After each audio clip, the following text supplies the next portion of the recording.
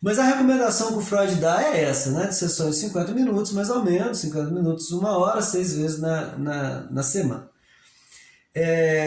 O Lacan, ele vai ser um autor que vai ser muito crítico a isso, né? Porque o Lacan, ele, ele vai dizer que essa dimensão do tempo de 60 minutos, 50 minutos, ela é uma dimensão cronológica, né, assim, objetiva, que é o tempo das coisas, não é exatamente o tempo das pessoas. Então Lacan não fica muito preso a isso.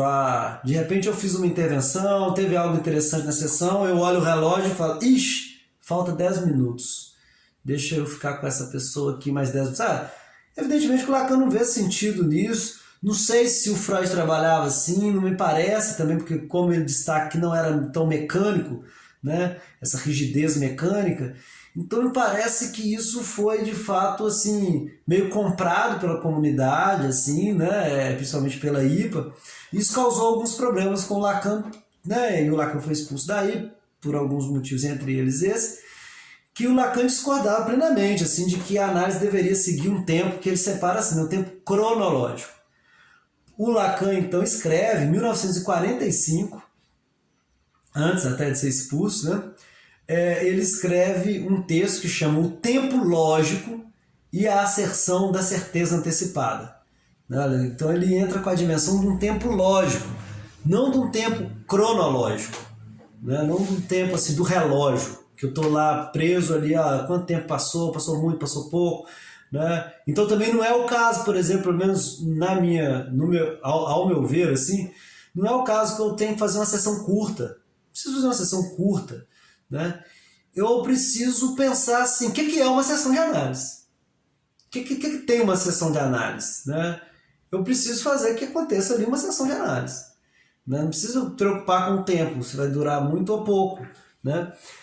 Claro que tem um limite, né? Se a gente pensa, essas coisas não acontecem em 2 minutos, em 5 minutos, ou raramente acontecem nesse tempo, né? Também é estranho achar que isso vai demorar mais de uma hora, ou tanto tempo para acontecer. Tem alguma estrutura que o Lacan tenta dar, né? Que a gente pode até pensar numa certa previsão, mas que não é rígido novamente, né? Porque não é o tempo das coisas, mas é o tempo da subjetividade. Então, o Lacan ele traz essa discussão, parece muito interessante, ela é densa, eu não vou aprofundar nela aqui, mas acho interessante de citar ela.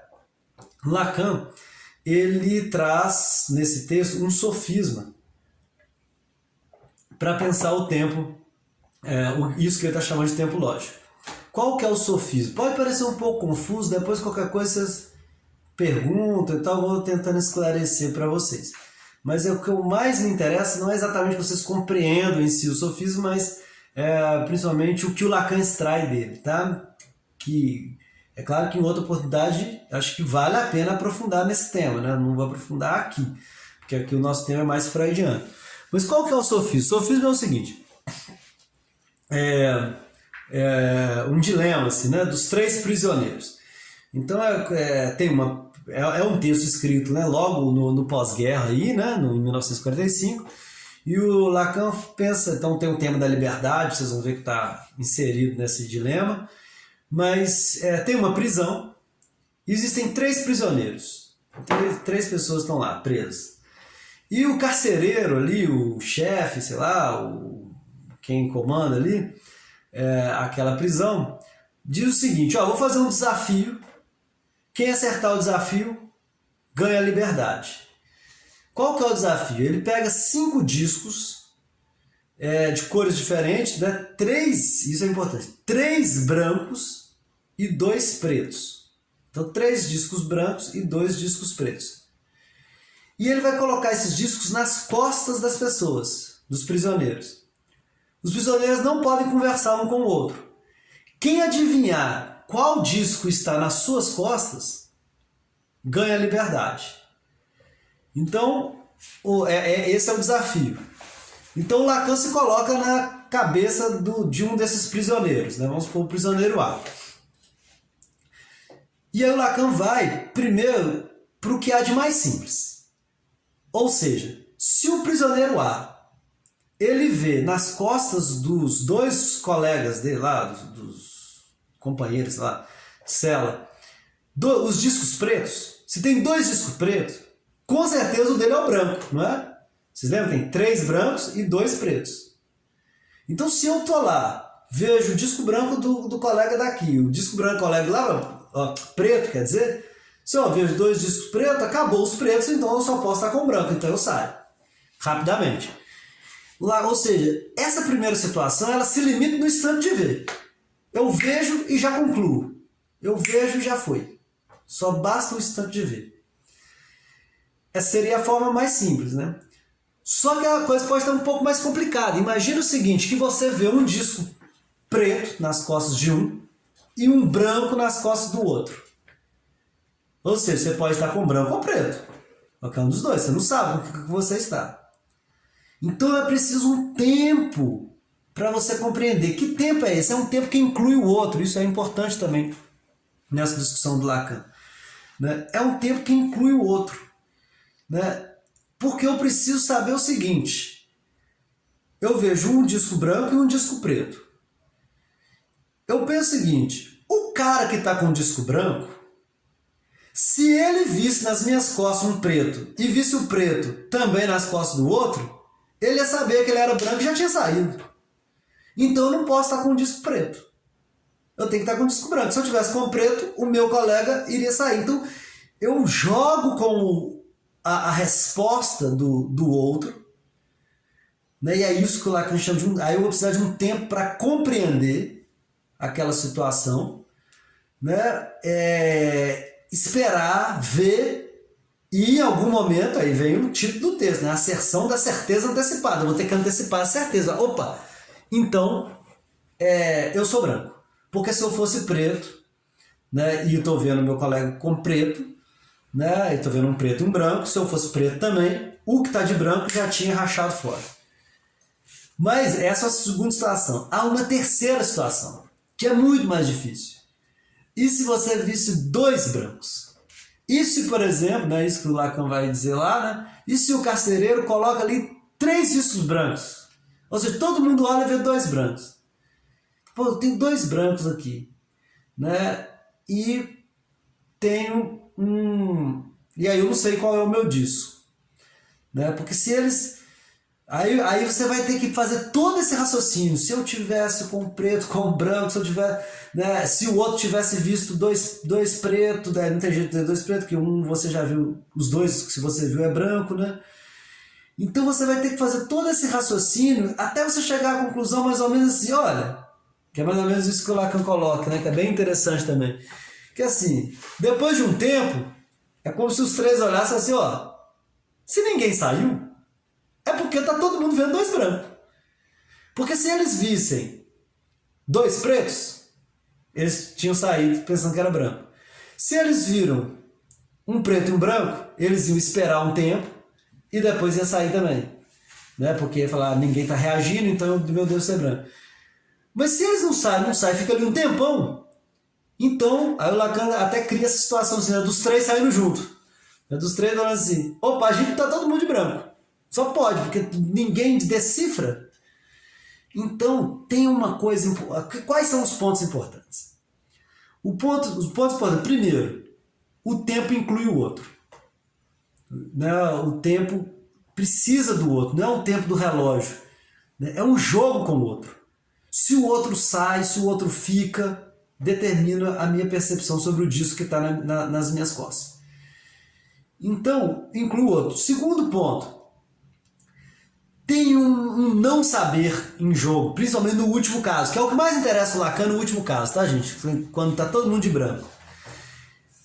Isso é o que mais interessa o Lacan. Fala, olha, todo mundo ali de branco, né? Então, eu não sei, eu não tenho certeza. Eu antecipo uma certeza. Então, tem alguma coisa na análise também que é uma aposta. Eu não tenho certeza. Ah, essa intervenção vai ser maravilhosa. Nossa, eu fiz uma intervenção. Às vezes a gente acha que, ó, que intervenção brilhante, né? Passa uma coisa na nossa cabeça, assim, né? Nossa, que inteligente isso. E às vezes não tem efeito nenhum. Não adianta nada. Né? Você não está ali para ficar mostrando sua sagacidade, sua inteligência, isso não interessa nada. Né? Bom para você, que bom, fui inteligente, mas isso não fez efeito nenhum. Então você não sabe. É uma certa aposta. Então tem uma falta de certeza por um lado, mas ao mesmo tempo tem um risco de outro, que é o que o Lacan chama de momento de concluir.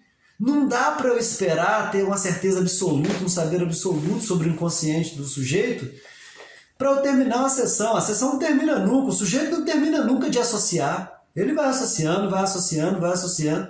A nossa mente está associando o tempo todo. Então tem algum momento de concluir. Né? Ali no análise. Então, isso que o Lacan mais ou menos propõe para a gente que deve ter numa sessão de análise. Um instante de ver. Qual que é o instante de ver? O instante que o sujeito depara com algo do inconsciente.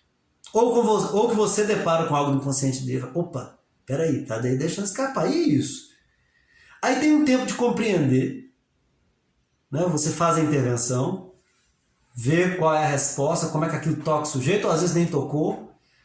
E tem um momento de concluir, onde você fala assim, olha, né, não é uma tarefa que você dá, né, mas é como se você dissesse, vai pensar sobre isso, né, vamos ficar por aqui, né, esse também jargão, assim, em forma caricaturada, né, fiquemos por aqui hoje, não precisa ser assim, mas de alguma maneira fazer algum corte, assim, a gente tem que concluir. O sujeito não vai responder. É curioso isso na clínica, né, porque às vezes a gente faz uma pergunta para o sujeito, uma pergunta super complexa, assim, né, e a ânsia é de responder, nossa, E às vezes precisa, às vezes até falar mesmo, olha, você não vai responder isso agora. Né? Às vezes é uma pergunta para a vida. Você está fazendo uma pergunta ali para o sujeito que às vezes é para a vida dele, né? Ele vai responder ali. E aí você precisa concluir. Então, mais ou menos. Agora, quanto tempo que vai ter esses três momentos? Né? O instante de ver, o tempo de compreender, o momento de concluir. Dura 10 minutos, 20, 30, 40, 50, 2 horas, 1h30, né? O Lacan não fala. O Lacan não fecha isso. Né? Fala assim, olha, essas três coisas têm que acontecer. O sujeito se deparar com algo do inconsciente, ou se você deparar, fazê-lo escutar aquilo. Ter um tempo de ver como que aquilo toca o sujeito para ele começar a compreender. E um momento de concluir. Né? O que você acha assim, olha, agora deu. O resto aqui é o sujeito ficar ali cozinhando algo, filosofando. Não, tá. Bom, depois você vai ter tempo de pensar sobre isso. A gente vai ter tempo de voltar nessa questão. Vamos continuar depois, na próxima sessão. Então tem isso, o Lacan chama de momento de concluir. Eu acho muito didático a forma que o Lacan trabalha, é diferente da do Freud, né? Mas acho que achei interessante trazer também para essa discussão. Vocês veem que é uma lógica diferente, mais aberta, e talvez não esteja tão fora da proposta do Freud, já que o Freud também está pensando sempre de forma mais aberta, sempre de forma não mecânica, essas questões aí.